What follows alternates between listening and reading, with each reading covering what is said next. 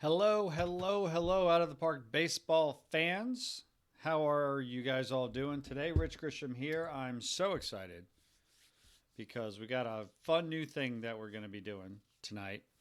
And I'm not just excited about that, but I'm also excited because joining me for this cool new thing that we're going to do is my good friend, Mr. Alex Murray, who happens to not only be the best support person in the business, and not only happens to be a genius when it comes to out of the park baseball, he's also one of the nicest people I've ever met. Alex, how are you, sir? Oh, I'm doing good, Rich. How are you? My Fantastic. internet is just at this one moment now deciding that it has had enough for the day and it's starting to crap out. So hang on, let me Of make sure course. it's still That gonna happens. be working here That before I happens. start saying stuff. Don't worry about it. It happens. You're good from this end, I can tell you that. Yeah, it's good. It's good. Good. All right, I'm good to go. Excellent. It's so good to see so many of our good friends in here tonight. What's going on, Max Fire? What's going on, Leo? What's going on, Magus? What's going on, Az Axel? Whoever that guy is, don't know who he is. Probably up to no good. That's what I would guess. So anyway, very happy to be here tonight. What we're going to do is we're going to be starting a brand new franchise, but we're also going to be doing some giveaways of some perfect points. Not exactly sure how we're going to do it, but we'll figure it out between now and the end of the show. So we're not going to let Awesome. everybody get away from here empty-handed. But before we get to that, I wanted to mention just a couple of things. First of all, we have a brand new episode of OOTP Now, which just hit today, and that is our flagship podcast from Out of the Park Developments. Axel, you've been a guest on that before, and you'll be actually. Our plan is for you to be the guest on the episode next week. That's This correct. week, Yes. this week we've got Scott Spindler, who's our minor league baseball guru, who's joining us, and we're talking about one of the things that we're doing tonight, actually, which is what are five great franchises to just pick up right now and out of the park baseball 20 and run a franchise. So that's one of the conversations. He talks about some of the top prospects who may be on the move here in the minor leagues, and also just catch up on some hot stuff. So that is brand new. That is the latest episode is available today, and also the Kevin Kennedy Show comes out every Thursday, which is also part of the Out of the Park Baseball media empire, I guess is what you call it now, Alex, right? We're making videos, we're Yeah, making it's becoming podcasts. that way. Yeah, so that's every Thursday. The next episode comes out this Thursday, and Kevin and I are going to be talking about some of his all time favorite players and people that he has personally known in the game. So that's going to be a lot of fun. So please make sure you check those out. So, Alex, before we get to really the heart of what we're doing, I wanted to let everybody know that yes, tonight we are starting and I'm not going to say the team yet, but we are starting a brand new franchise, and that franchise we're starting it right now, like today or almost today. And the reason I say almost today is we're not going to be starting with the rosters as they are of this minute. We're going to be starting with the rosters as they were at the start of the postseason. So, again, before we unveil the team, Alex, you and I met a little earlier today, and we came up with some basic parameters for how we were going to start this. Maybe you can tell everybody a little bit about what you recommended we do and how we do it. Yeah, my apologies if I'm talking over you. I'm still trying to get through some internet issues here, so just give me 1 second while I make sure something is not blocking my internet. Okay, yeah, Okay. so the parameters that we wanted to do for this league are going to be very, very simple. It is, as Rich stated, going to be a live start. So we're going to be starting from, it's technically the beginning of playoffs. So it'll be at the end of the regular season, beginning of playoffs for MLB. And our only things that we're going to be changing for this new franchise is that we are going to be allowing us to see player personality ratings on the profile pages, which will give us more insight into the players and whether or not they are a good fit with our chemistry. And then we're also going to change. This is going to be the one that people may find a little bit of a tick wrong with, but we've changed the player evaluation AI settings to not be so heavily weighted by ratings. When you do a live start, you get a 65% ratings weight, and that's a bit higher than even standard ML or OOTP.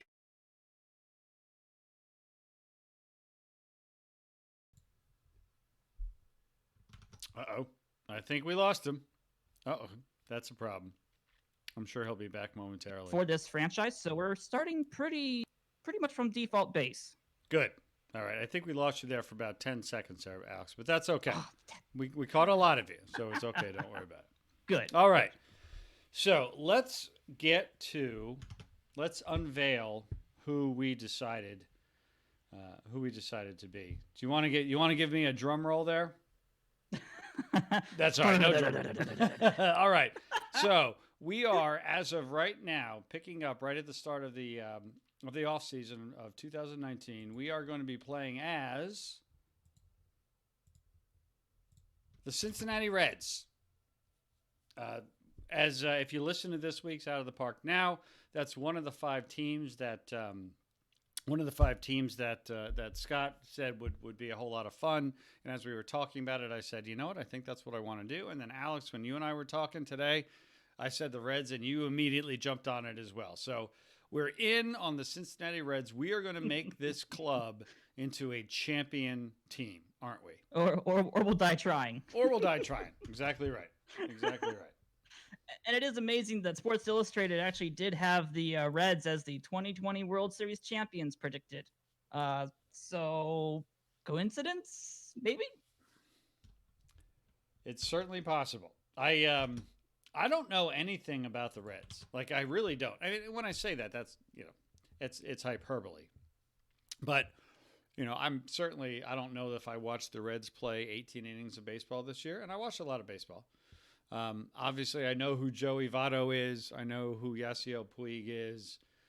I know they've got a stud, young rookie who hits a lot of home runs. But I really don't know much about this team otherwise. So I'm going to learn a lot, not only about the Cincinnati Reds, but I'm going to learn a lot about building a franchise in Out of the Park Baseball 20 as well, and about the offseason. This is going to be good for a whole bunch of reasons. So that's what we're doing. We're rolling with the Cincinnati Reds. And as Leo already mentions in the chat, he's asking if we're going with the Reds before they grabbed Moustakas, and the answer to that is yes. This is pre-Moose, as we say, right, Alex?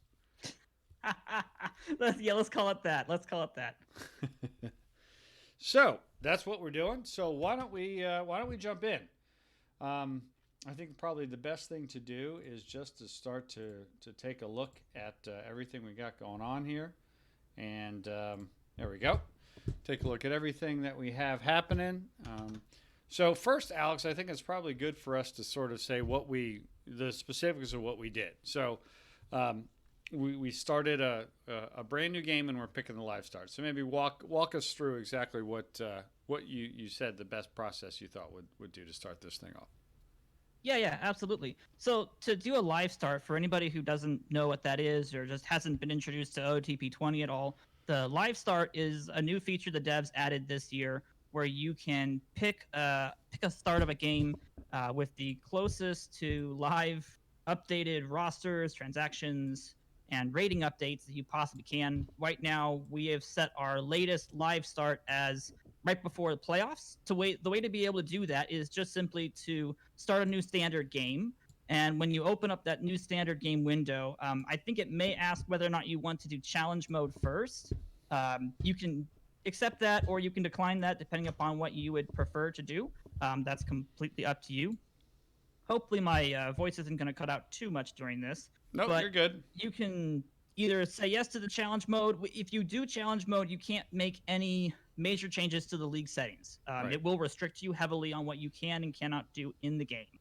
So you'll want to take that into consideration when you start a game, is whether or not you want that challenge mode. We chose no, because we want a little more control over our situation in case something goes wrong.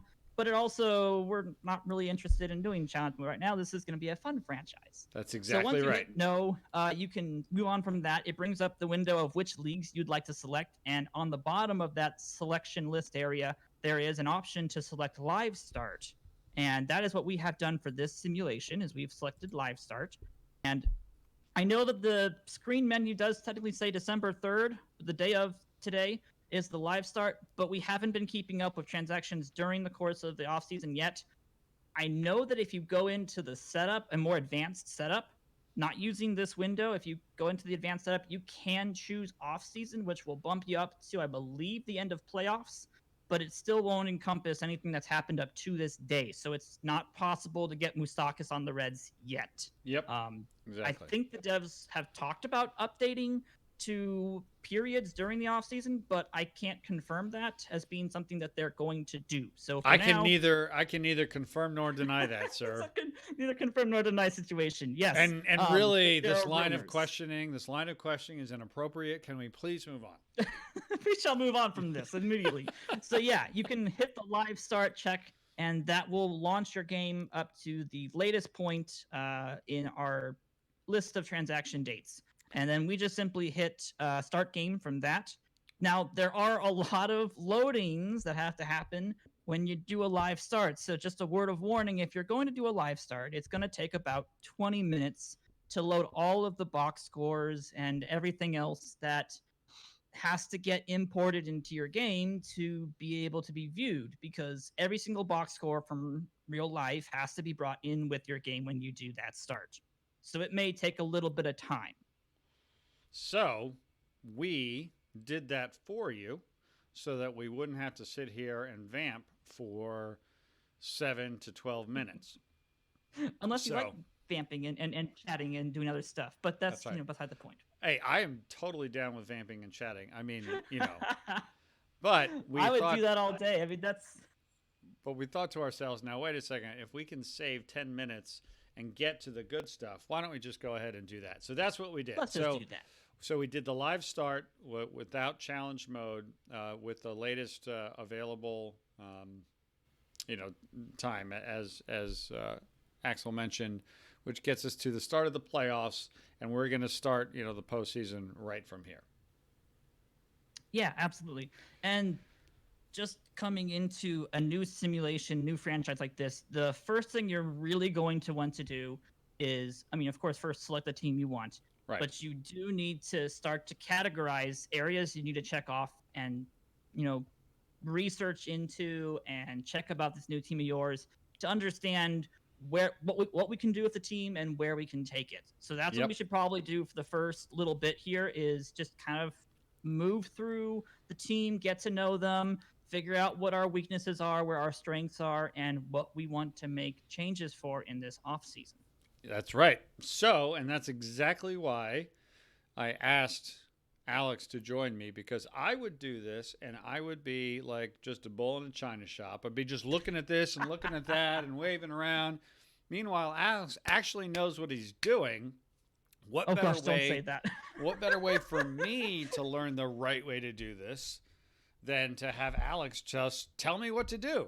If it sounds familiar to people who watch my streams, that's my whole MO here, is you guys know this stuff. Tell me what to do. That way I can figure it out and be successful, and I'll obviously take all the credit. It's win-win for everybody. And not get fired at this point. Yeah. Yes. Yeah, let's not do that, please. Yes. No. Gosh, no. No. And I do need to do a huge disclaimer at the front. Just because I say something doesn't mean that it's going to succeed. So anyone who's watching this and is like, oh, wow, I just listened to what this guy says and I'll be an instant success. Wait a second. That is not guaranteed. Okay, so we're going to take our best shot at this. And you told me before using our collective... You said before the stream started that you guaranteed I would be successul, and now you're changing it. Whoa! That was a private discussion, Rich. That was not so. Oh, good grief. Yeah, but we're gonna take our collective knowledge and willpower and understanding of the game, and we're gonna apply it to the Reds and see what we would do to the Reds in the off season, and then maybe we'll compare it to what they do in 2020, and if we did better, then we can be proud of ourselves. Agreed. Completely agreed. So, Alex, here we are it is our first moment with our brand new Cincinnati Reds club. I have been hired as the general manager, and you are coming along with me as my conciliary, my number one guy, the guy who's actually going to be the brains behind the organization. Where do we start? What do we do? So the first thing we normally want to do when we get into any kind of new franchise is look at their money, because the money is going to dictate a lot of what we can and can't do with players and trades and free agency signings, especially since we're just about to end the season and begin arbitration, and a lot of negotiation with money is going to come down to how much do we have to work with. So the first place we should definitely go to is the front office and looking at our finances, kind of getting a glimpse into if we have money to spend, if we don't, why don't we have money to spend, who are the big contracts that we need to be looking into. So let's start there. Okay. So that's where we are. We're at the front office finances page. Yeah. So the first thing you're going to notice is we don't have any money. Okay? Dang it. We're plumb broke. And there's good reason. If you go to the salaries tab, you will notice that we have quite a few high-end players who are getting paid a lot of money. Joey Votto only getting $25 million next year. Is that it? Which is, well, it's not so much the Votto deal. The Votto deal is not the one that really is going to be a pain in our butt. The one that's really going to hurt is Kemp. Kemp is going to be a big one. And, oh gosh, who else was it? Bauer's stomachable, to be honest. Well, But Kemp's the not Gausman signed for 2020 though. He's over after 2019. He'll get arbitration offers. Oh, okay. Okay. So we could be paying him $15 million for, I think he's considered a 2.5-star rated player in this game at this point, because he did not have the greatest 2019. If you had gotten Trevor Bauer at the beginning of 2019, I think the game considered him a 4-star pitcher, and that would have been worth it. Yeah. But unfortunately, live start Trevor Bauer. If anybody has a Trevor Bauer in perfect team, they know that Trevor Bauer is a silver, and he used to be a diamond. Yes. So that's how bad of a year Trevor Bauer had. Yep. So the other people, let me think. Yes. Well, I was going to say what's interesting about Trevor Bauer is I just finished reading the book The MVP Machine, which is a significant part of that is about the about Driveline, the pitching and hitting gurus, and Trevor Bauer is a big part of that, and credited a lot of the work that he did with them, to really helping him. And it's interesting that the year that he wound up having, he actually pitched well for Cleveland. It was when he got to Cincinnati that it really fell apart. So it'll be fascinating what happens with Trevor Bauer in the real world. I'm a Trevor Bauer fan. I am as well. And it's going to be difficult if we do anything but keep him pitching for us. Yeah. I mean, if you go to his page in the game right now, you can see that his year in Cleveland was much better than his year in Cincinnati. Yeah. And it's really a shame that, you start 2019, you play a beginning of 2019 save, and he's a 4-star person, and he's really, really good. You do it at the live start, and he's not that good. He's just not that good. Yep. Agreed. So, yeah.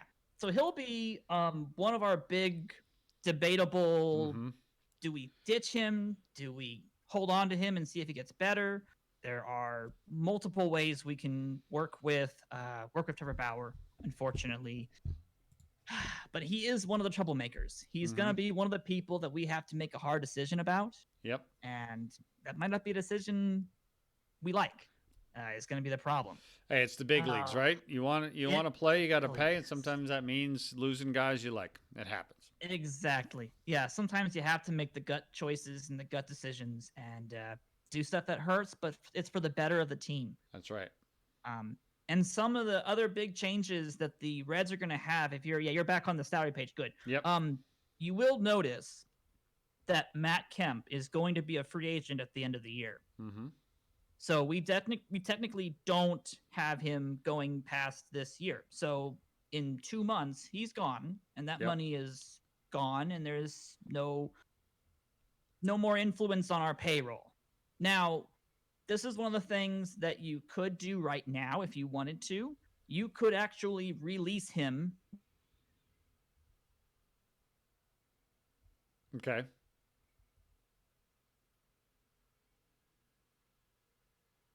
Uh-oh. Come back to us, Alex. I Net could that release money. him. There he goes. Okay, I missed you. I heard you could release him. Lost you after that. Yes. Yeah, sorry about that. We could axe him. We actually could just cut him out right now. Um, the hardest part's going to be arbitration and figuring out how to get money to work with. Mm-hmm. Because, as you've seen, if you go back to the front office, what's that? The first one is finances, the finances tab. That money for free agents is zil. We have got nothing.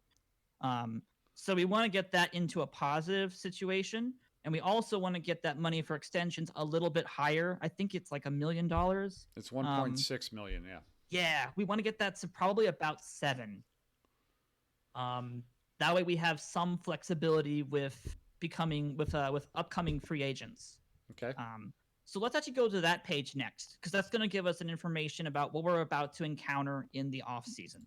If we go to our upcoming free agencies list, if I remember correctly, because I am playing on an advanced one that I already made moves, but we should have, I believe it was Jose Iglesias is going to be one of the top people on that list who is a potential free agent. Let's see. I got Clayton Blackburn, Rob Wooten, Jose Adames, Wendell Bautista, Ty Boyles, unless I'm not sorting it the way that you could sort it by demand, and that would give you who is asking for the most amount of money. So you'll notice that Matt Kemp is on that list. Yes, and Iglesias is second. There he is. Yep. Yeah. So Iglesias is tough because he's in a position where the Reds ended up getting him. What was it, at the beginning of this season? I think it was the beginning of this season. But then they ended up getting Freddie Galvis during the season. Mm-hmm.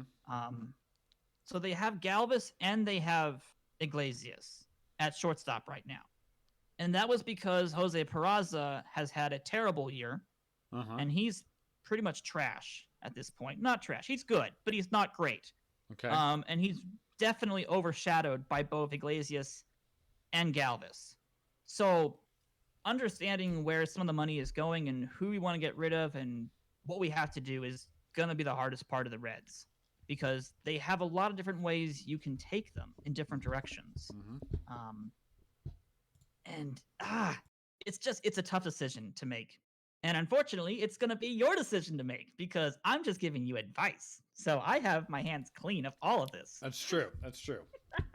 You get to just tell me what to do, but I'm the one who actually has to press the button. You actually have to do it. So let's actually take a moment and review the team, so that way you're familiar with what players we do have. Yep. So now that you know we don't have money, we need to know why. Right. So if you go to rosters and transactions, or I'm sorry, go to lineups actually, and go to graphical depth chart. Yep. That's the quickest way to know who our starters are. Yep. And who's playing where, and where there are, issues with people playing multiple positions. All right.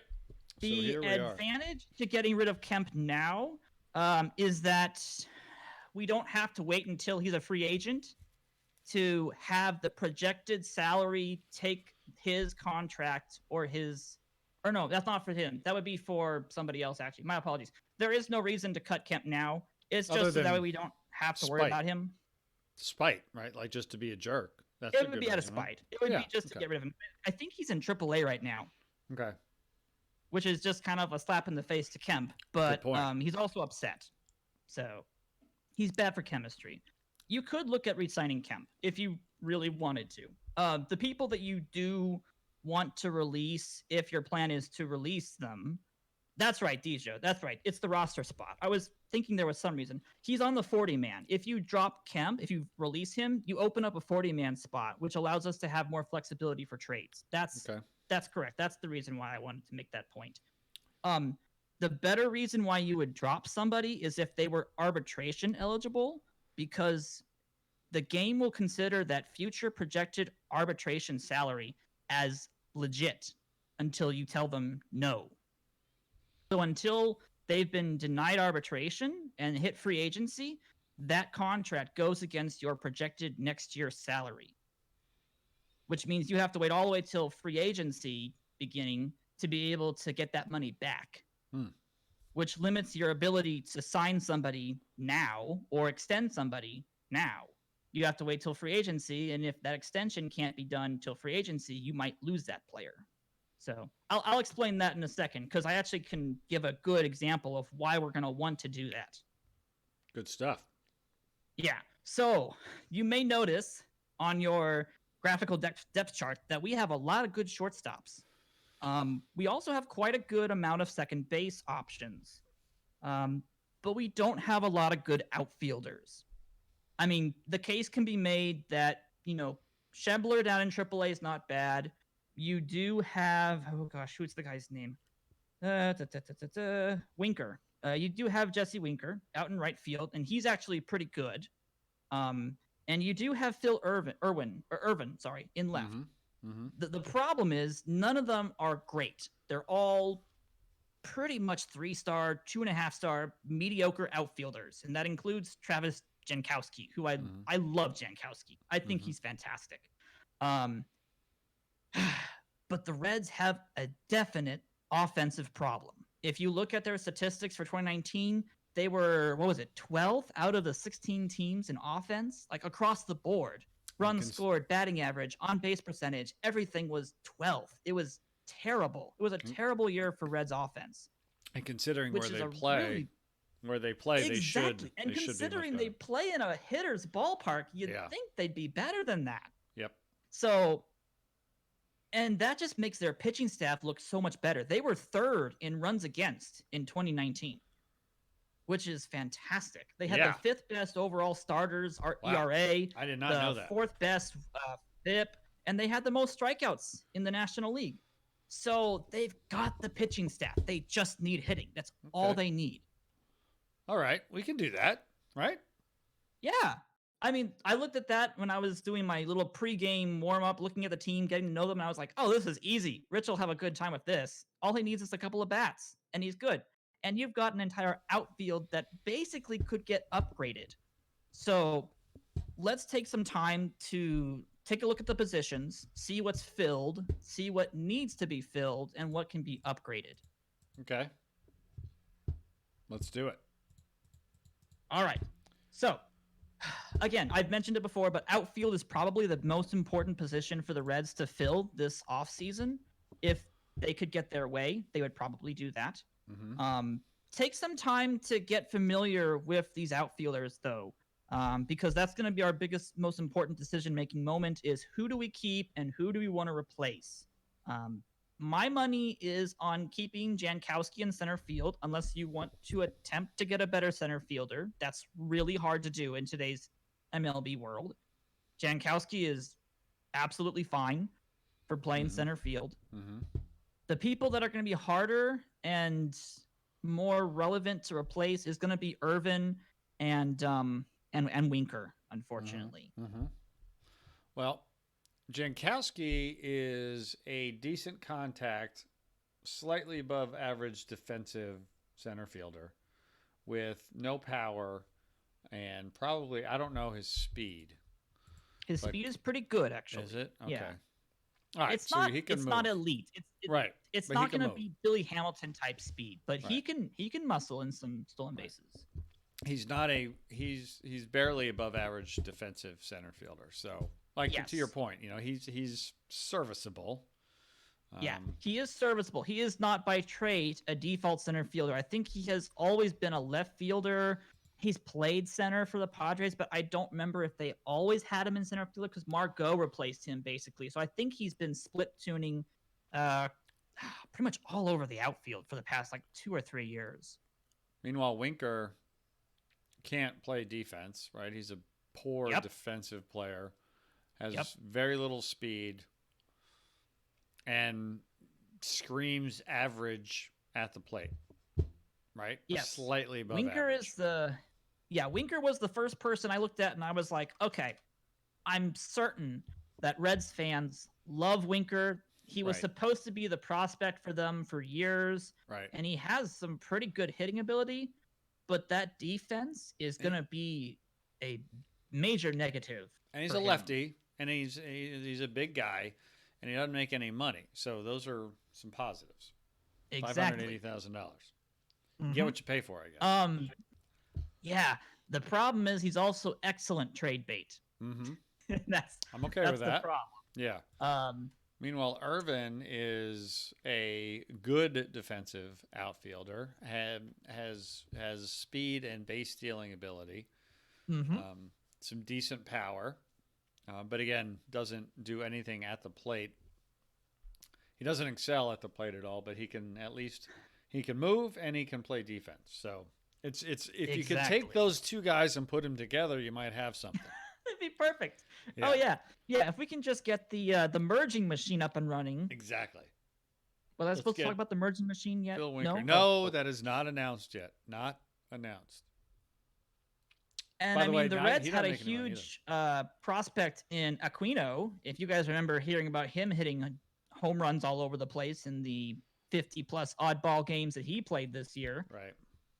there's even him, someone else who's flooding the outfield corners, but is really only good at right field because of his arm, Aquino, and you is said? really only good as a power hitter.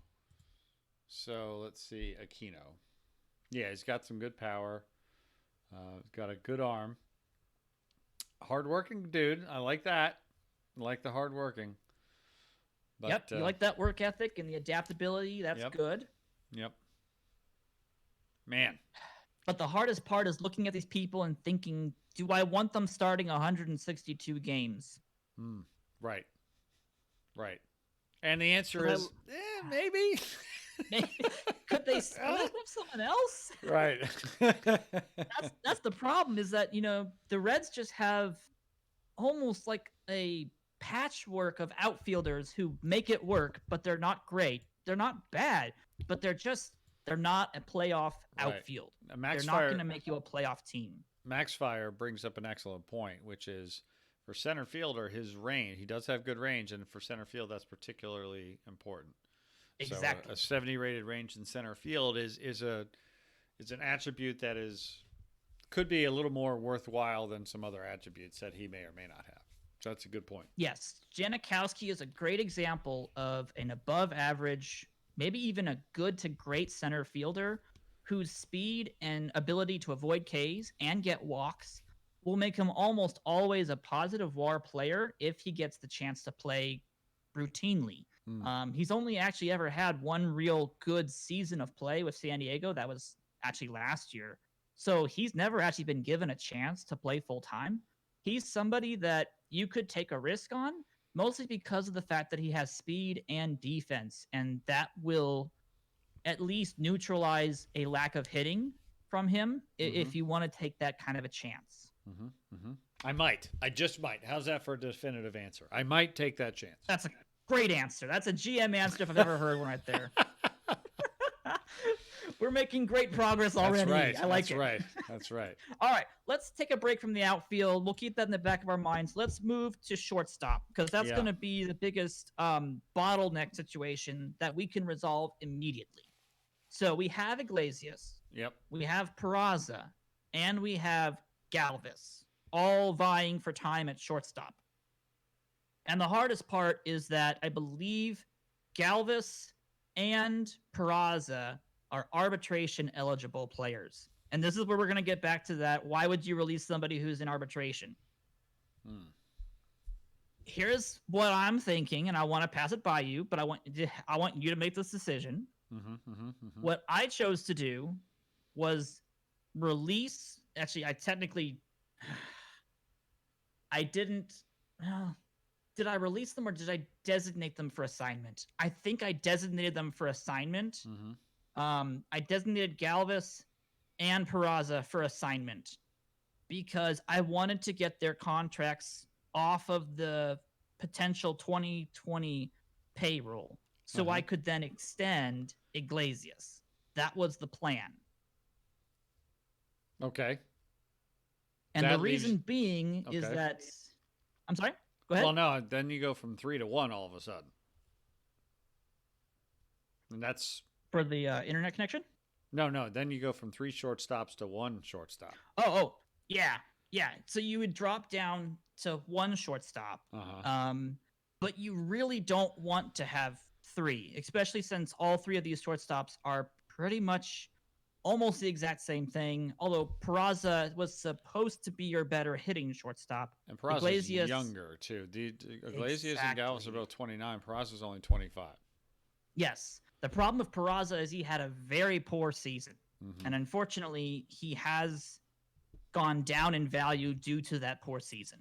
This was supposed to be his breakout season where Peraza would make all shortstops look weaker compared to him, and the Reds were supposed to have a shortstop for life. That was the plan. But if you look at Peraza's numbers, that did not pan out. No, it did not. Not at all. No, it did not. Oh, wow. So, in my version, I actually managed to have Peraza get designated for assignment. He actually took the AAA designation. I kept him. okay. I forgot about that. Oh, okay. Okay. Interesting. So there's options to keep Peraza. I don't think. Yeah, because the problem is Peraza wanted. How much did he want? I don't remember if he was. I think he's like $4 to $5 million is what he's asking for in arbitration when you get to that point, because he's making 2.77 right now. Mm-hmm. So you've got him making 2.77. You have Galvis, who I think is making like 4, I think. Hold on, I should have known this. Yeah, he's making exactly 4. Wow. Yeah, Peraza's 2.775. Galvis is at 4 million. He should be at 4 button. Exact. Yep, 4 million on the button. Yeah. And Iglesias is at 2.5. Yeah. And if you get him on a good extension, Iglesias will take a 6-year or a 5-year, $6 million extension, or in that range at least. Okay. Which is pretty good for the kind of defense with high contact, high avoid K that he can bring. Iglesias will put the ball in play, which is really good for a shortstop. Yeah. So that'll be your toughest decision, is which shortstop do you want to go with? Because we could only really have one of these guys, because the other two are going to get unhappy because they want to be starters. Well, I love defense at shortstop, right? I love defense at shortstop. Yeah. And the best defensive shortstop I have appears to be Iglesias, right? He's got the highest position rating, the highest infield range, the highest error between. Actually, no, Galvis has equal infield errors, slightly less range at shortstop, still very respectable. And then Peraza is the worst of the three. So if I'm going to be a man of my word, and that is I value defense at shortstop and value defense up the middle, center field, shortstop, second base, catcher, I'm going to keep Iglesias. I'm going to make him my shortstop of the franchise for the next 5 years, and that's what I'm doing. Sounds good. That sounds like a plan. So go designate Peraza for assignment? You don't have to if you don't want to. Okay. But this gives us basically a starting point to say, all right, we've got Peraza, who can be arbitrationed if we want to. We could non-tender him if we wanted to. Or we could look at trading him away. Okay. Those are basically our options for him. Now, Galvis, I'm pretty sure Galvis is a free agent at the end of the year, unless we offer him arbitration. I don't know if he actually is arbitration eligible. I think he's past the point of arbitration because he's 29. Yep. So I'm pretty sure Galvis is a free agent unless we offer him a contract. Okay. I think but you're right. We could absolutely see what other teams would offer for. See, this is where it's going to come down to your decision making. I just did something. Do you want to offer like both of them up? Yeah, I definitely do. Okay, then let's go with that and see what we can get in terms of trades. If you wanted to offer up Peraza and Galvis to the trade deadline or to the trade option, actually, I don't know if we're past. Does the waiver trade deadline be nullified once you get past? Once you get into playoffs?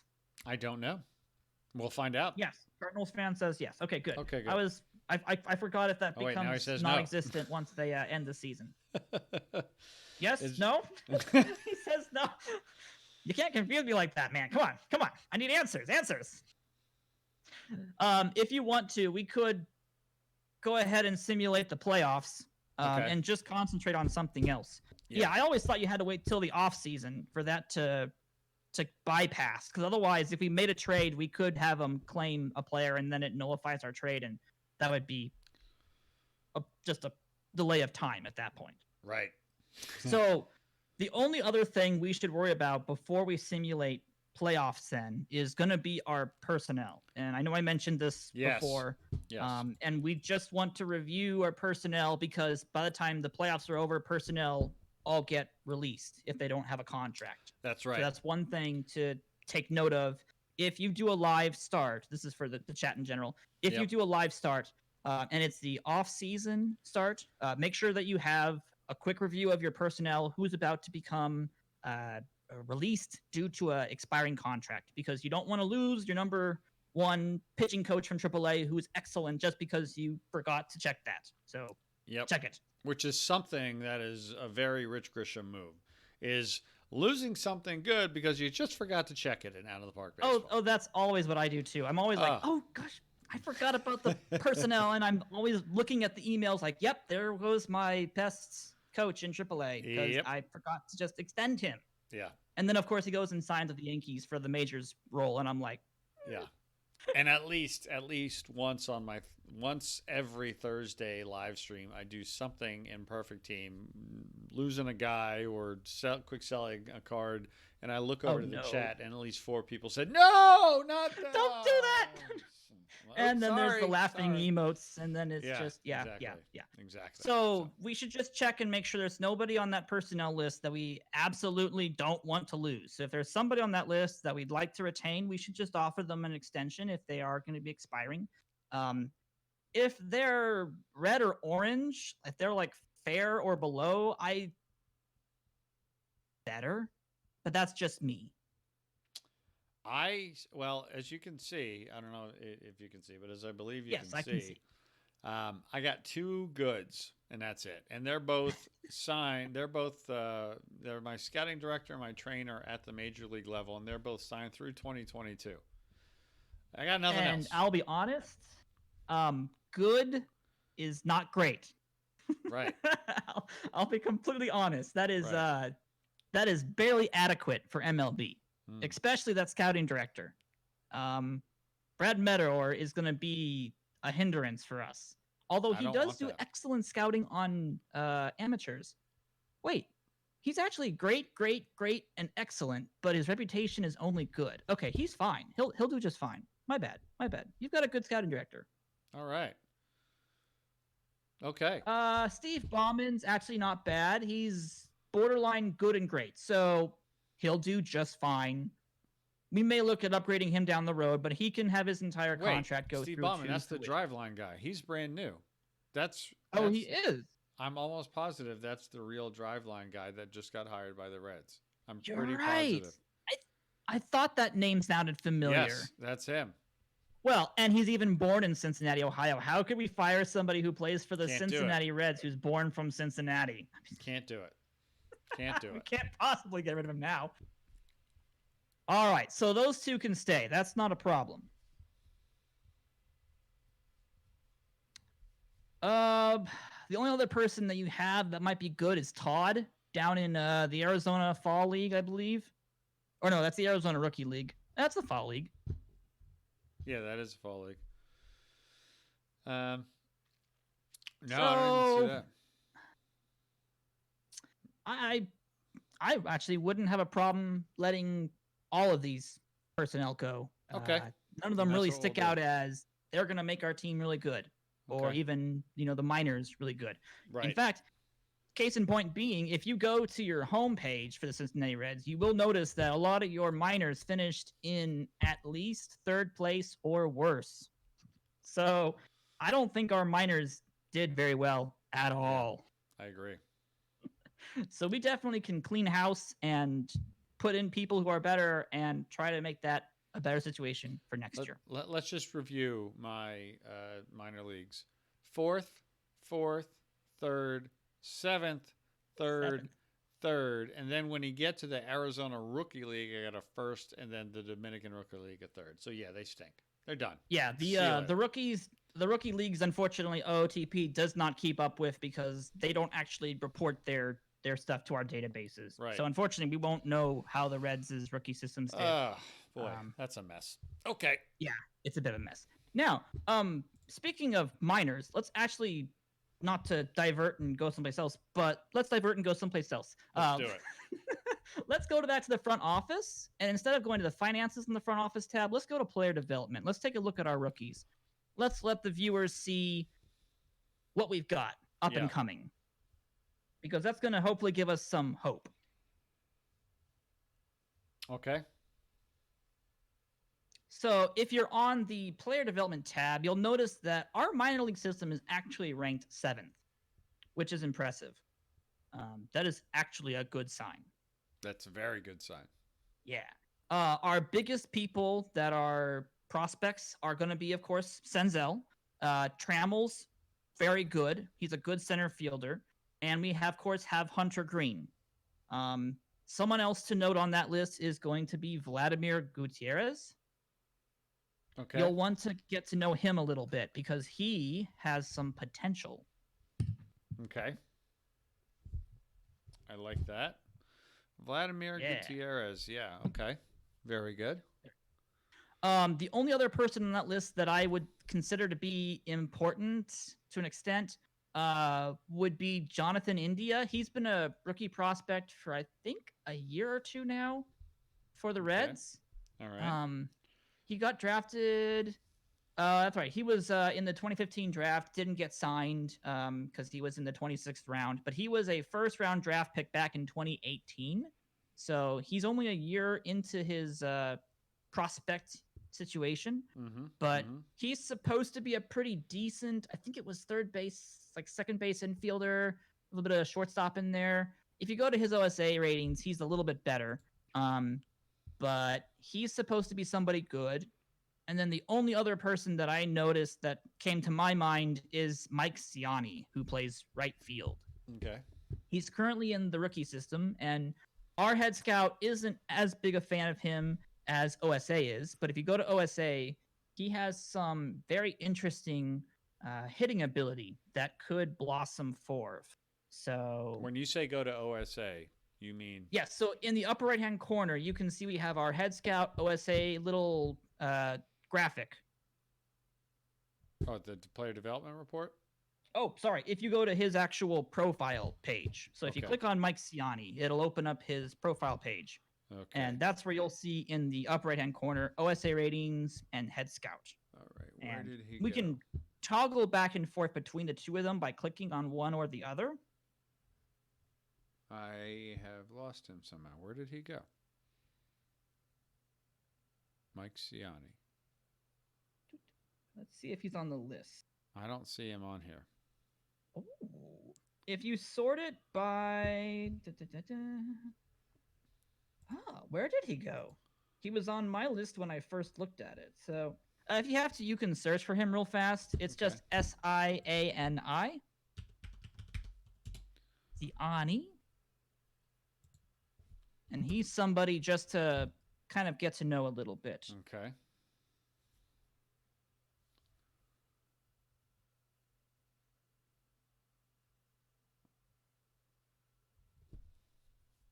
There he is.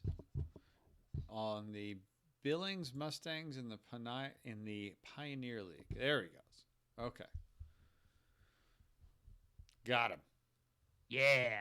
So he was drafted in the 4th round of the 2018 draft. So he was 3 rounds after Jonathan India.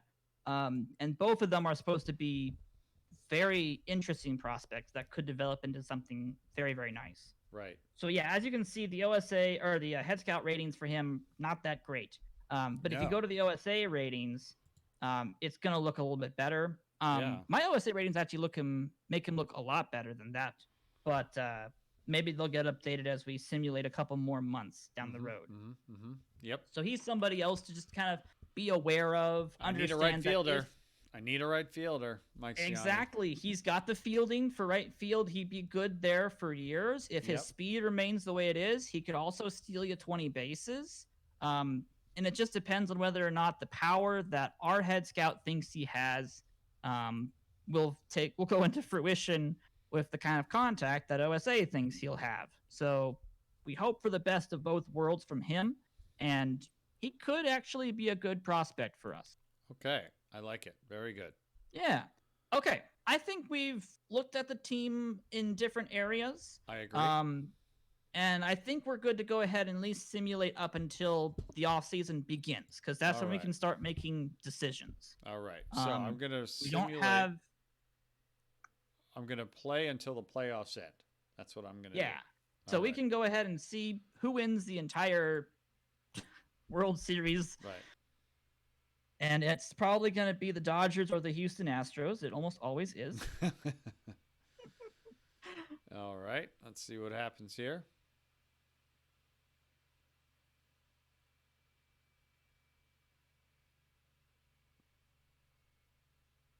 Watch it be the Washington Nationals. It should. If it was going to be a legit OOTP stream, the Nationals should win. All right, let's see what's happening here. The Nationals did win the wild card.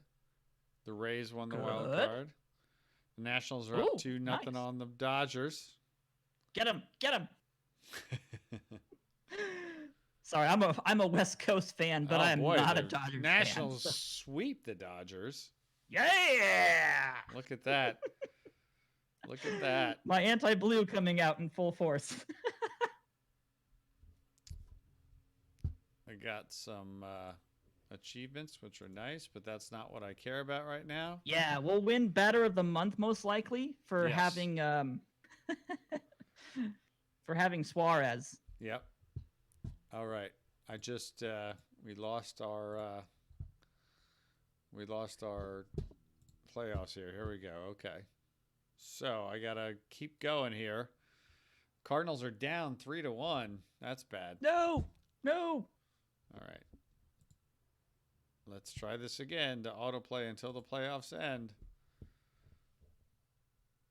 Oh boy, we had a Nationals Astros World Series. I am shocked, but there it is. Nationals Astros. Sorry, Sebastis. Sorry, Cardinal fan. Unbelievable how our game loves the Nationals. Loves the Nationals. And you know what's funny? Ganba from chat. Yeah. I had the Twins as well on the time that I did my simulation this afternoon. The Twins also beat the Yankees in my simulation. So I don't know what happened. It's just that Yankees curse for the Twins. The poor Twins just can't get away from them every single year. And the Astros. What they should have done in real life, which would have made us get 3 in a row on MLB Network of the playoffs, the Astros win the World Series 4-1 against the Nationals. All right. All right. That's a little bitter now. But we are now at the end of the playoffs. Good. So we will need to get we'll need to get into the off season, and that'll allow us to have a lot of flexibility, and we'll have a lot of options to do. And I remember now, Galvis has a team option. That's what he has. By the way, just so you know, right? When I see this dialogue box pop up, the season is over. Your season score this year is 367.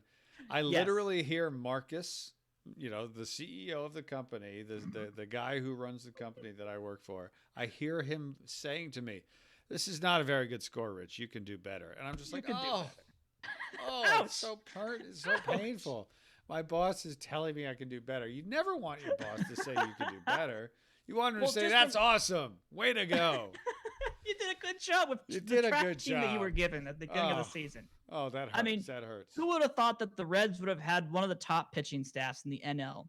If anyone could have told me that the Reds would have been a good team in 2019 and have a good pitching staff, I would have laughed them off the face of the earth, because there was no way. Yep. So yeah, and remember, Rich, this is not your team. That's not your score. That is the previous general manager's score, Marcus. And he's been fired. So that's true, Marcus. Give me a break. Ease up, man. Ease up. All right. So, if we've entered into the off season, you Yeah. should have a bunch of emails to go through. Probably. Let's see here. Looks like I got 77 emails. Woo! Is Very that right? Mr. Am I looking at the Popular. right thing? I don't know if I'm looking at the right thing here. Where's my mail? My mail. Give me my mail. I got a lot of emails. Lots and lots of them. Lots and lots of them. Hey, Dijo, don't be spoiling my plans. Come on. Yes, we're totally gonna raid the Rule 5 draft for anything we can get our hands on. Absolutely.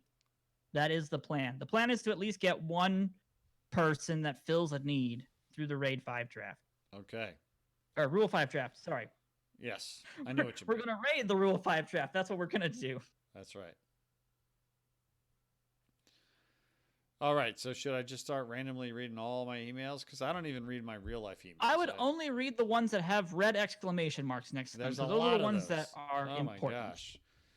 Right. So let's see here. My Louisville Bats players are retiring. Zach Duke. He's hanging them up. Yeah, I was sad about that as well. I was like, no, I liked Zach Duke. Zach Duke's a great guy. Danny Darwin has retired as a pitching coach. Let's see here. What else we got? Tom Brown is retired as my pitching coach. Freddie Galvis. The next year in the contract of Freddie Galvis is a team option, $5.5 million. Yes. So I'm going to do it, right? So this is where your first decision as GM comes into play. Congratulations, Rich. You have the GM hat now. That's right. What would you like to do with the $5.5 million option for Galvis? Now, if you want to, we could technically take it. The problem is that means we have to pay him $5.5 million, which But goes Galvis, against. he's not the guy that I decided is the face of the franchise, right? We were hoping to use Iglesias, Right. mostly just Iglesias is my because of guy. the fact that he has a little bit better defense than we're looking for Right. and a little bit better hitting. Remember, I said I'm not familiar with the team. I got to remind myself who I made these big decisions about. I'm keeping Iglesias. He's the guy. Well- So Iglesias is the guy. Okay. Yes, and it's hard because they're very much the same kind of player. Freddie Yes. Galvis and Iglesias are pretty much almost identical, I'm writing But- this down that I'm keeping. Iglesias is the guy. but he's All the right. better one. Yeah. Yep. So unfortunately, we have to cut Galvis. All right. Even though I would love to keep Galvis, even if we wanted to put him at second base, we have Senzel, and Senzel's starting. He needs to start. Okay. So what am I doing? I'm voiding the last contract year. Is that what I'm So doing? we will void the last contract for Galvis, and that will open up $5.5 million for extensions, and I believe also for free agency. All right. I'm pressing the button. I'm doing it. I'm voiding it. The first decision. Sorry, Freddie. No. Hey, nothing personal, my friend. Oh, This is yeah, baseball. absolutely. This is not personal. Although it's a I little mean, personal. again, if we could have him play second base, I would absolutely have him play second base because he's a Right. great character, good baseball player, very good clubhouse person as well. But we just don't have room. Yep. My owner is just scolding me. He's like, "Come on, you're terrible." And again, I just got here. How can I be doing a bad job? I just got here. How much money did it give you for the new budget? By the way, Leo's asking me, "What if Galvis was in the chat right now? How could Oh it?" gosh. Look, I'm a very straightforward, honest person. I would just look him straight in the eye and say, "You're awesome," and then wait until he left to cut him. That's what I would do. All right. I would right. tell him that I want him to go to a team that will actually start him because he deserves to start, but he won't get starts from this team. So he needs to go someplace where he can deserve and get those starts. All right. So let's see here. How much money am I getting? I don't even know. If you go to the personal message from owner Robert Castellini I'm about your looking at new it. budget. Let's see here. All right. He gave me a goal of making the playoffs. Deadline isn't up. I'm happy with your performance in accomplishing the goals. Next year's a new year. Here's what you want. Close to 500, improve my betting average, acquire a hometown player, increase attendance, have a final total balance of 18 million, and keep building the team up. That 18 million is gonna be tough, Okay. but I think we can do it. I think we right. can do it. All right. I have faith that you have faith. That's not a good thing. But okay, sure. Let's take a look at the new budget email and see what he's given us in terms of money. All right, new budget. What are you giving me, sir? You have just decided on my budget. I'll have 164 million bucks available for total team expenses.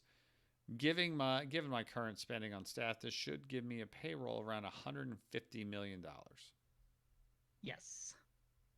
And that is technically a $14 million raise. So he's actually given us more money to spend. All right. That's good. So that's a good start. More is good. That's what we want to hear. Okay. Absolutely. Right. So, okay. Now, we need to go to salary arbitration because that is going to be the first big decision maker we have to review. And this is where I get to just crush my players in front of a person that I don't know and absolutely make them hate me for the next 5 years. Awesome. Well, you don't have to be brutally honest about it. We can, make little, white lies about what it really means. Can't we? Look, you want to play in the major leagues, you got to deal with the fact that sometimes you're going to get told you're not very good at something. That's the way it is. That's the way it is. Like every day. That's right. All right, so that 14 million does not take into account telling Galvis to go away. No, that is just a actual base budget that he has increased. So what that means is that every single year he sets the maximum budget that we're allowed to spend. So much of that is allowed to be on our salaries for payrolls for players, basically. And that does not take into effect whether or not you release Galvis or not.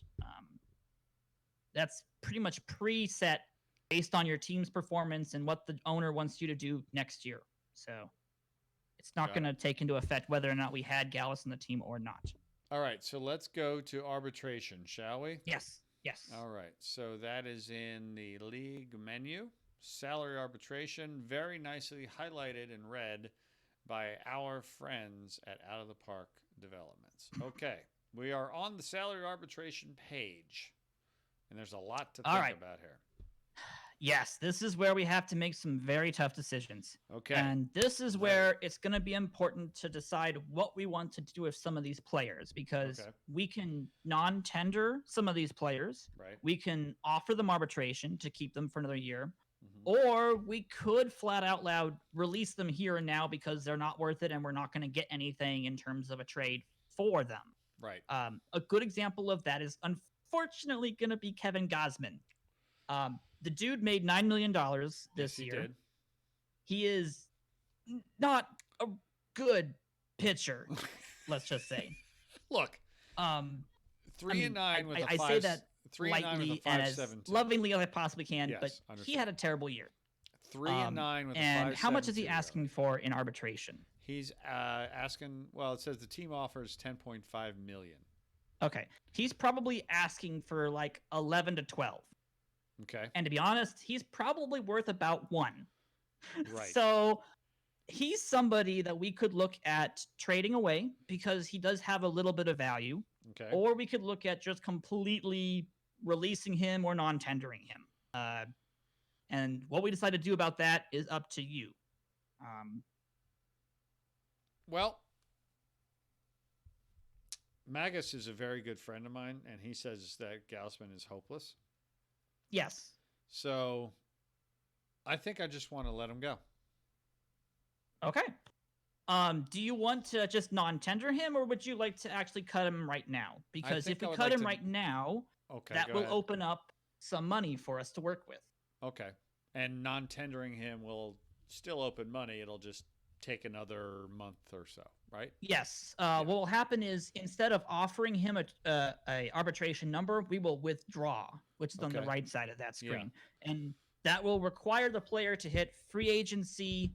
When all the free agents are released, he will become a free agent, but we won't have access to his contract money to go back into our budget until he is released. Right. So if we release him now and we don't offer him a money arbitration, we get all of that future money for potential extensions or free agency signings immediately. Kevin Gausman, I am withdrawing any offer to you, sir. Good day.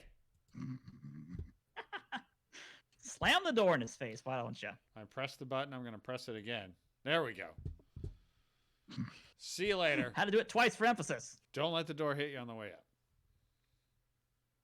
I'm sure Kevin Gausman is a perfectly nice fellow. I'm sorry. Okay. So the question now is, do we want to flat out loud release him from the team, or do we want to try to trade him? Who is going to give me anything for a guy who went 3-9 with a 5.72 ERA? To be completely honest, I'm certain the Yankees would give you Giancarlo Stanton for him, but that's just because the game doesn't understand how to value Giancarlo Stanton, and that feels really cheaty to do that way, so I would not think you're going to get anything, pretty much. It's almost like I don't want to even be bothered trying to think about it. I just want to get him out. Get him out! Yeah, you could. If you wanted to, you could just absolutely release him right here and now, and it probably wouldn't be the end of the world for the team. I'm going to do it. I got the man on his anniversary. Yeah. Ouch. That's it's a tough business. It's a tough business. If you want to play in the big leagues, you got to deal with dealing with everything that comes with. So I'm releasing him. You're gone. All right. See you later. I really do want to release Kevin Gausman. I do. All right, he's gone. All right. So sorry, Magus. That would probably have been a better idea, but I want to move. I want to make things happen. I want people to fear me as the new general manager of the Cincinnati Reds. I'm sending messages. We are going to shake things down and shake things up. I mean, that's just what we're going to do. So, that's right. We're doing it that way. That's right. Oh, good grief. All right. So, other people we need to think about on this arbitration list. There is, of course, Jose Peraza. He is also somebody we need to make a decision about. Do we want to offer him an arbitration extension, or do we want to non-tender him? What's my backup shortstop option if he disappears? If he disappears, our backup shortstop option, if I can remember who that is, I believe it would be Blake Trahan. He's a 2-star rated infielder. He just came up from AAA this year. He's actually a very good fielding shortstop. I like that. Not as good as Iglesias. But he's basically a step down Iglesias. Right. Well, he's for the minimum salary. Okay. I'm sorry? Well, he's his backup, and it's a minimum salary. Exactly. So I'm okay with that. Yes. I want defense and shortstop. Now I have 2 guys who can play defense and shortstop. I'm okay with that. Yeah. The hardest part is that you could not pay Peraza enough to play backup shortstop to Iglesias. Right. That's the real problem. Yep. He would not be okay with that, and he would cause a ruckus and cause chemistry problems and clubhouse problems and demand to be traded probably in July. So we just can't have that.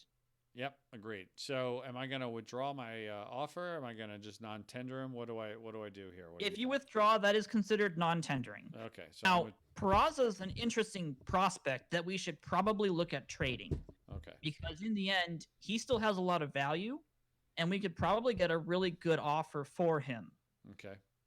So do I just mark trade away player or shop player around?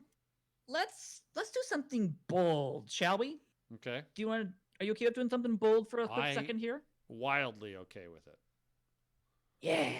Let's see if we can shop Peraza around. So shop this player. Okay. But let's add somebody else to the trade. Okay. That we might want to get rid of. All right. And this is, I didn't plan this, so this is going to be interesting to see what we get. Let's add Bauer to the deal and see what people would give us. Oh boy, you are bold. You are very bold. Let's take a big step out into the offseason and see what we can dangle in front of these teams and see what we can get in return. Where is Bauer? There he is. Okay. So I'm going to add him. There we go. I'm actually very interested in seeing what you get in terms of offers. All right. Because this is a very low salary shortstop prospect with a somewhat medium expensive starting pitcher Mm-hmm. who is not as valued, but could still garnish a lot of traffic and talk. And what am I asking for in return? Just anything that people I have, would do or anything for right okay, now. We just okay, want to know how MLB values, how these teams are going to value these two players, and what okay. could we get back. All right. I am shopping those two right now. Go for it.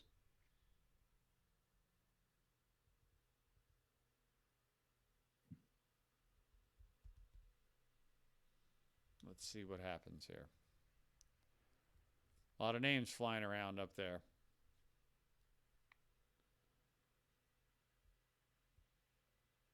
A lot of names.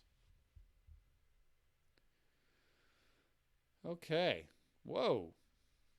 Whoa. What's going on here? These are some interesting offers all of a sudden. Oh yeah, we should get some very tempting offers for this guy. Now, am I getting like Melancon? I don't know how to pronounce his name. Malemkin, I Yes, think is how it's pronounced. he's old, but he's good. To be That's honest, interesting. a 3.5 star relief pitcher is not that valuable. Hmm. So I Okay. wouldn't consider that a good deal, Okay. unfortunately. Whoa. But let's see what else is out there. There's Stanton. There he is. Stanton is almost always on this list. Something about his ratings. Okay. OOTP just cannot do his trade mechanisms correctly. And I think it's because of the fact that he strikes out so much. Yeah. I think you're right. Now, I'm more interested. Well, no, I guess I'm not. I want youth. I would agree on that. I want youth. So, what's like the best young? Now, are these when the Giants are offering? They're not offering me 5 guys. Each of those is an individual person for the 2, right? That is correct. Yeah, Yeah, these are all individual player trades for 2 of our players. So Who's it the does youngest? need to be a good deal in our favor. So, like, here's Odor, a 25-year-old second baseman. Negative WAR, though. I'm surprised by that. Who do I want? I think the Who's problem with youngest one? Odor is that his batting average was pretty bad this year. Yeah. Oh, no. I know why. It's because when you do a live start, we don't get fielding statistics. So Okay. even if he was a Gold Glove second baseman this season, which I don't think he was regardless, we don't get to affect his WAR based on how good of a fielder he is. Yeah. So unfortunately, he was a negative 0.7, mostly because of his 178 strikeouts. Right. Right. So unfortunately, I'm not liking much of what I see on this No, list, I'm which is not actually either. a little disappointing. Yeah. I'm gonna. I thought we just could for, get more. I'm just gonna, for fun. I'm gonna uncheck regulars and veterans and see what I get with prospects here, real quick. Let's give that a shot. Yeah, let's see what we can I get. got nothing. Nothing at all. Nothing at all. Oof. And that probably is because teams don't have salary wiggle space right now because Right. we have not reached free agency yet. Right. So unfortunately, I don't think Bauer is going to be an option to trade until we hit the free agency market when people have money. Okay. Because he's too expensive right now. Okay. Which is amazing to say that when he only has a salary of like, was it $14 million? I think he's on for like 15 and a half next year or something like that. Yeah, it's really not that much. No. 13. He's at $13 million. But teams are so tight right now because they haven't gotten their, expensive veterans taken off their payrolls from free agency yet. So everybody is clutching onto their money. So trying to move Bauer before the free agency period, probably not likely to happen. Yep. Agreed. Dijo's actually correct. We should look at shopping each one individually. Peraza may get us more because he doesn't cost as much, but he's still a good prospect. Right. So if we don't want to do them both together right now, we could look at just shopping around Peraza by himself and see what that would get us. Yep. Let's see what happens there. Nothing. Oh, wait. I just said prospects. Let me check regulars and veterans here real quick. Oh. Yeah, unfortunately, Peraza won't get much in the way of prospects because he's No. a lower tiered ended prospect at this point. So it's not looking good. All right. Wade Davis was a name I saw. I wouldn't go for Wade Davis, unfortunately. He used to be really good. I like He Eovaldi. used to be really good. I like Eovaldi. Like, to me, Eovaldi, granted, he didn't have a good year last year, but boy, he was good for the Red Sox in 2018. Yeah. And he does a lot well, right? He can start, he can relieve. How much is he making this year, though? Is a lot. question. $17 million. Oof. Yeah. So if we're trying to get 18 million positive, that is not a good step in the right direction. That's not going to make that happen. No. Yeah, that won't work. No, these are all salary dumps, as somebody in the chat said. That's the problem. They're mostly going to be salary dumps until the free agency happens. Okay. Yeah. Sad day, unfortunately. Yeah. All right. Let me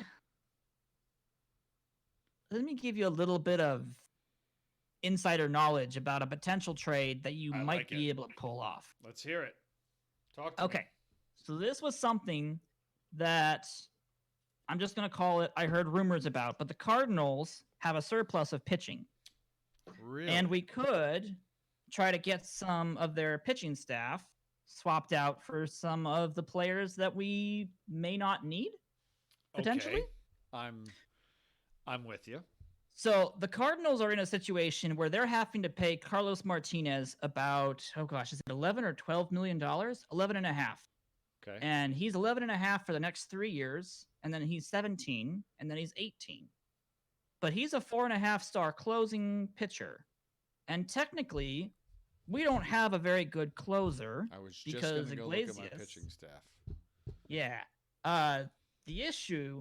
The only issue the Reds have is their bullpen ERA was a little bit worse than their starters ERA. Just a little bit.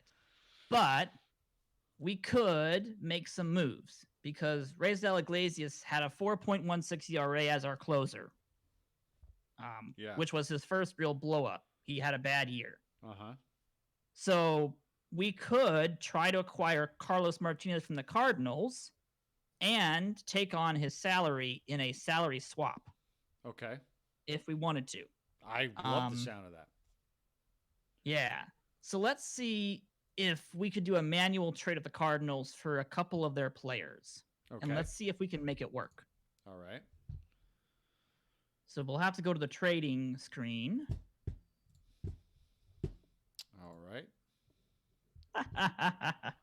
I have to agree, Yordi. Carlos Martinez is definitely an interesting case, but he's also a perfect example of somebody you can get for almost next to nothing because he's a salary dump, but he's still really gosh darn good. All right. So am I in the right place here that you want me to be? I don't know if I am or not. I'm on the You'll have to go to the MLB on the top and then go to transactions. All right. And then if you go to player trade, it should be the 5th tab on the top of that transactions one. Got it. Okay. And then if we on the right side for selecting the second team, we'll have to select the Cardinals on that list to make them the trade option. Yep. Cardinals are in win now mode. Win now. They are in win now mode, and we're going to give them a win now pitcher, unfortunately. So the idea is that you swap Trevor Bauer for Carlos Martinez. You really hate Trevor Bauer. All right. But Bauer. We add on more than just simply Martinez to that deal. Because we're gonna make some moves, and I'm gonna pass it by you and see if you like it. What am I not doing here? If it even works. I don't know if it will, so we'll see. Oh, there we go. Okay, Trevor Bauer so we'll need to for add, Carlos Martinez. If you drag it to the left side where it says Cincinnati Reds offered players, that's where you'll have to do that. Yep. Okay. Here we go. The initial reaction from Michael Gersh is that he would definitely need a lot more to consider the deal. Ooh, okay. Okay. So because to be honest, I wouldn't trade Bauer for Martinez myself. That would be a bad deal. But we're not in it for Bauer or for Martinez. In all honesty, we're not. We're in it for Alex Reyes. That's who we want. So we need to add Alex Reyes to the deal. All right, he's in the deal. We also would like to know if they'd be willing to get rid of Ryan Helsley to us. Okay. Ryan Helsley is a 2.5 overall, 3.5 potential relief pitcher who throws 98 to 100, and he's very, very good. I'm sorry, I'm just laughing because Michael Gersh is telling me that this is the worst offer he's seen in his career. You know, and it will be, unfortunately, for a little while. And again, minutes. This is just to throw it by you, and we'll see if you like it. Hold on, Michael. Just hold on. Yeah. Hold on. We'll work it out. We're also going to add on to this trade Genesis Cabrera. Okay. And we're also going to add on to the trade Dakota Hudson. Oh, wait a second. Genesis Cabrera. Yes. And Dakota Hudson. Yes. So, the objective of this move is to grab people the Cardinals no longer have faith in. Reyes, Dakota Hudson, and Genesis Cabrera. Now, Cabrera, they actually have a lot of faith in still, but he has control issues. So there's a good chance that they'll give him to us for a lot less than what he's worth. So we can gamble and make a good move, and if it pays off, we win big time. I love everything about the 5 players. Everything. I'm sorry? I love everything about these 5 players. 25-year-old, 25-year-old, 23-year-old, 25-year-old. That's what I want. Yes. And if this goes through the way that I think it goes through, we can even have the Cardinals retain some of Carlos Martinez's salary for us. So here's where it gets a little bit dicey. We have to add Kevin Gausman. Oh, wait, did we release Kevin Gausman on our Oh, yeah. I got rid of him. He's gone. Yeah. So we have to add instead, we have to add Jesse Winker to our side of the deal. Oh, my right fielder. Yes. The guy who can't play right field, though. That's right. Okay. And I want to see what they think of that deal at the moment. Not a very good offer. Please add more to it for us to Please add more. Okay, so they're thinking about it. They actually wouldn't feel bad about it. Let's see what would happen if we say make this deal work now, or just make this work now. Let's see what they would require to make this deal happen. Any of these players make it work now. So my best, either any of my best pitchers or my best prospect. Oof. Okay.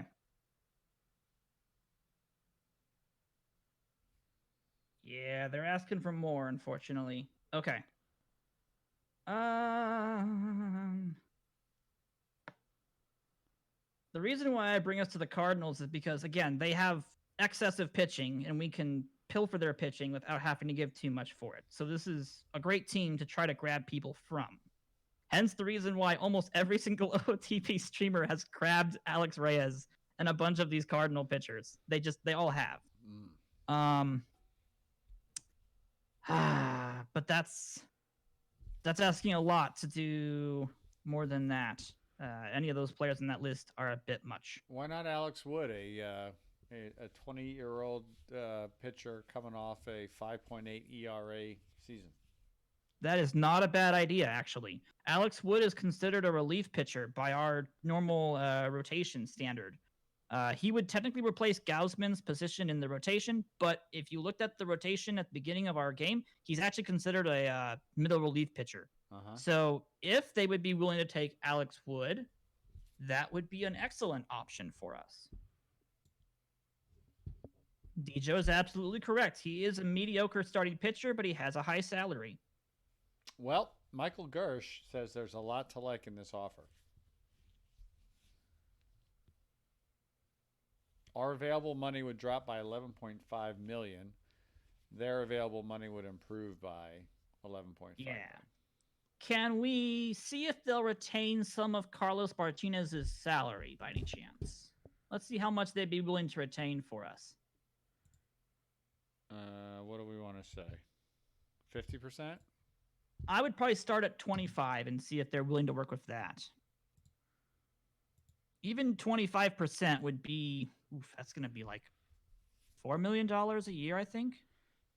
25% says he needs to think about it. Submit and he'll get back to me. Okay. We could try to make it work again and see just how far apart we are. Okay. Because they're thinking about it. They're interested. If they keep 25%, they want at least one more player. Yeah, they want at least one more player. Yeah, the question's going to be, who would they want? It's going to be the question. Well, they want, all our good players. Oh, yeah. Sonny Gray or Hunter Green or India or Senzel or Suarez. Or my shortstop that I'm banking on to be my backup.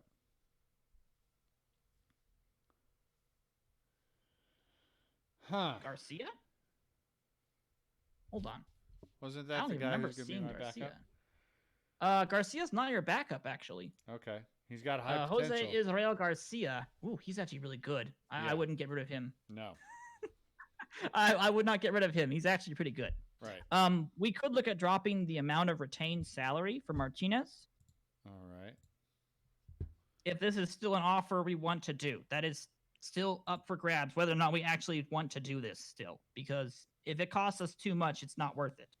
They'll do it right now if it's 5% of the salary. Yeah. If it's 10%,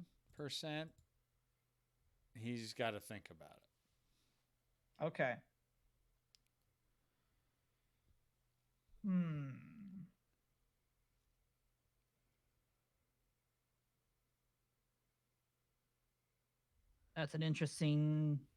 That's actually very interesting.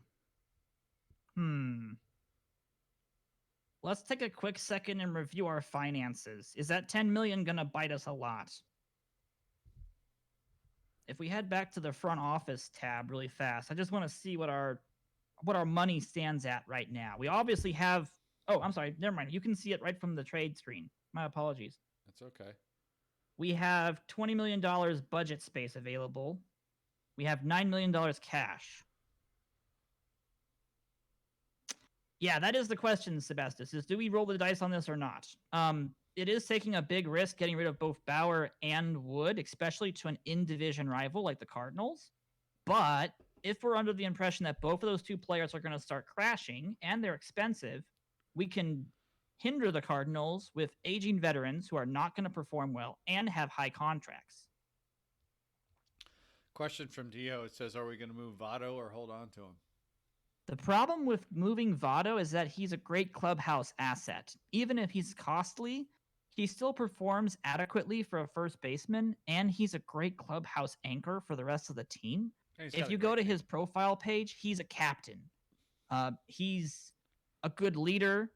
I have to make a look at now again. So he's high leadership, high loyalty, high adaptability, high work ethic, high intelligence, and low greed.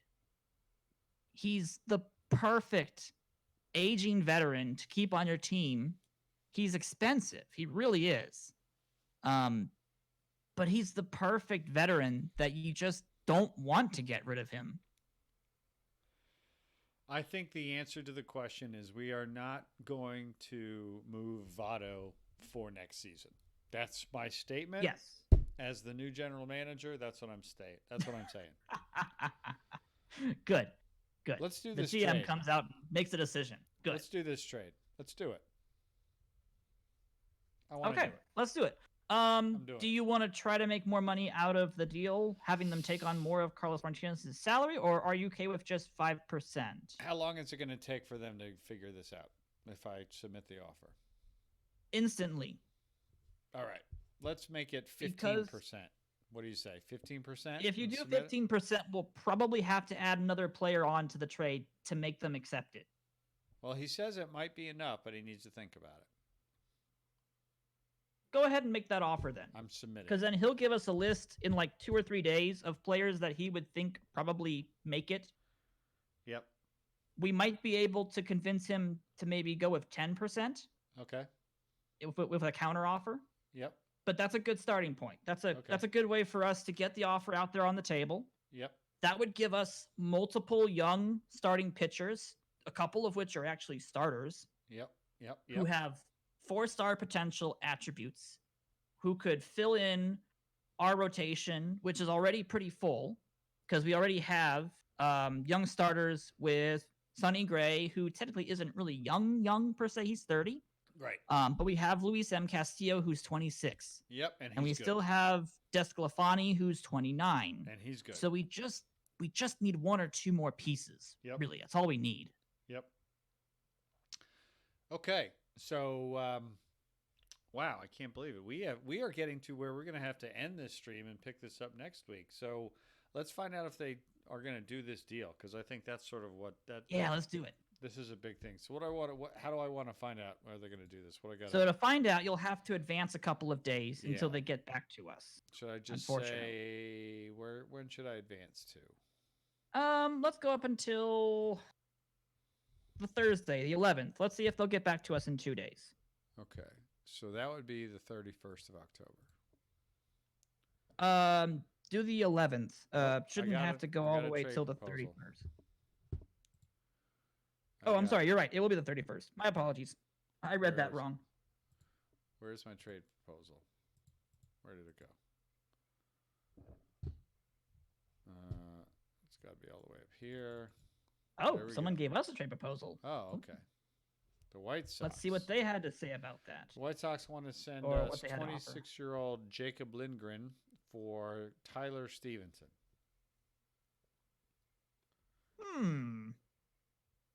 I don't know what that does for us. That's pretty much a relief pitcher swap. Right. Oh, no, I'm sorry. Tyler Stevenson's the catcher. Catcher, yeah. Oh, gosh, Stevenson. Gonna put me on the spot now about what I know about him. If I remember correctly, Stevenson's kind of a... He's a big deal. He's a 3-star potential player. Oh, that's right. Now I remember about him. And I'm not getting rid of any 3-star potential catcher. Catchers are gold.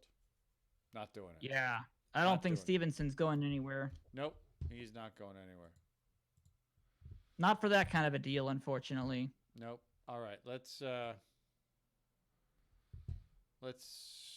advance another couple days. Where till November or what? Check your email. You check your mail real fast. They may have gotten back to us already. Okay. Maybe, just to make sure they haven't. Let's see. Nope, I don't think they have. I think you're right. We probably need to continue just a day or 2. Yep, they have not. Oh wow, the Texas Rangers got sold. Interesting. Okay. Let's see. Just after they make the new stadium. Okay. Yeah, exactly. You could just hit play if you wanted to. Yep. And then just simulate a day or 2 from there if you wanted to. Finish today. Wow. Finish today. All right. Is this my message? Come on, get back to me. All right. Here's the... Oh, no way. Come on. Ah. Come on. No way. Just for a lousy 5%? Or did we ask for 15? We asked for 15, but like I would have 10. Come on. All right. He can't accept my trade proposal, but it's close to being all right. All right. So let's just go. Let's make it the 5%. Right? Can we just do that? Let's discuss this. I think he would accept the 5%. Yeah, he was going to accept the 5%. Oh, now he needs to think about it? Gosh. Come on, jerk. He's going the opposite direction we wanted him to go. I knew, you know what? When that little voice in your head says to do something, just do it. We should have just done it. Yeah. Should have just done it. All right. I'm going to keep playing until you get back to me again, sir. Come on. He's getting nostalgic about his players now. Got another trade proposal. This one from the Orioles. They want to send a 27-year-old minor leaguer for Tyler Stevenson. Tyler Stevenson, come on, people. He's getting a lot of traffic. Get it together. No one's trading a 3-star potential 23-year-old catcher for a washed-up minor league left-handed pitcher. I mean, I may be inexperienced as a general manager, But we're not that but inexperienced. I'm not a complete buffoon. All right, come on. Yeah, we're better than that. At Better least. than that. All right. Oh, wait, there it is. The trade proposal was accepted. Nice. All Okay, right. so he'll take the 5%. I'm going to complete the trade. I'm just going to complete it. All right. Are you good with that? I am good with that. All right, I'm completing the trade. Yes, I'm completing it. Dun, dun, dun, dun. Trevor Bauer, who I was really looking forward to having on my team, get out. Go. Sorry to break your heart, Rich. That's all right. Okay. All right. So, how do we wrap up this stream with our trade? What do we want to do and to make sure that we got everybody where they want to be and then set ourselves up to do this again next week? Well, we've got a lot of work to do still on that outfield. Yes, we do. We have to make some final decisions on who we want to keep and where we want to place them and what our options are once free agency starts, what we can do with that. Because we're going to try to generate some wiggle room in terms of our budget.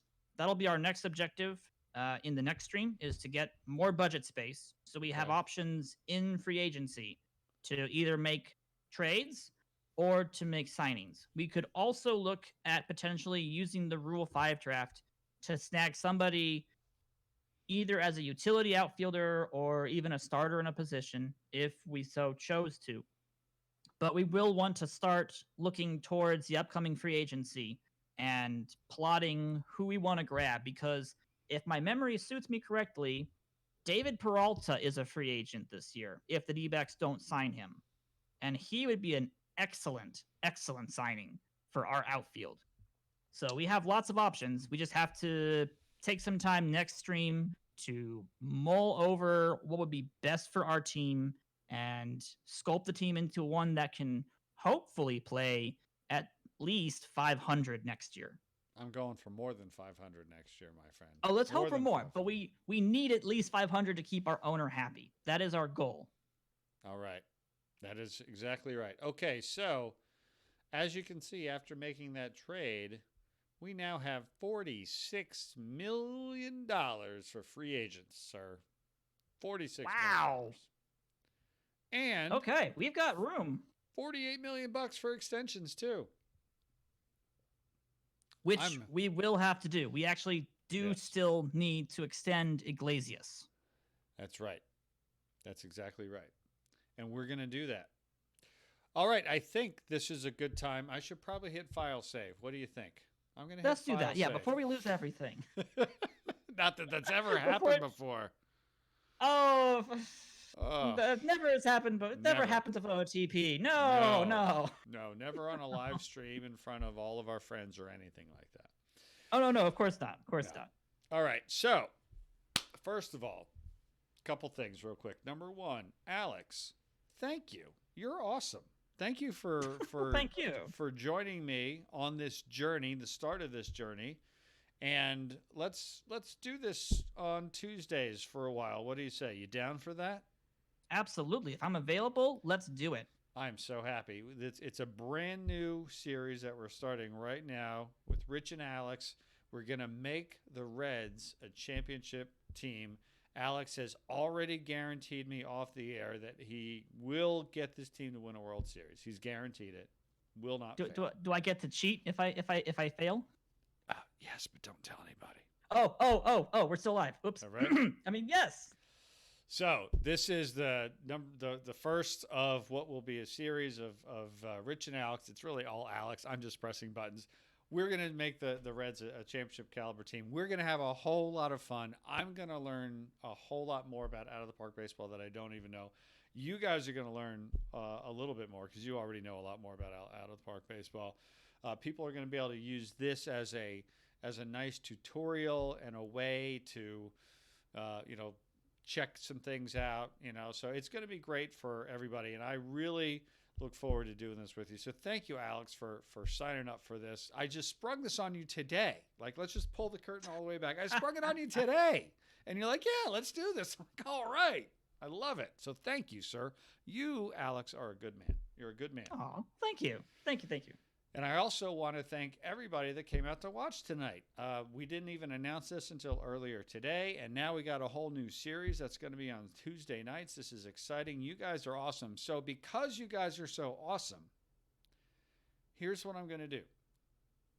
I'm going to give away 10,000 perfect points to 3 of you. All you need to do is to send me a message on Discord. It's Rich G.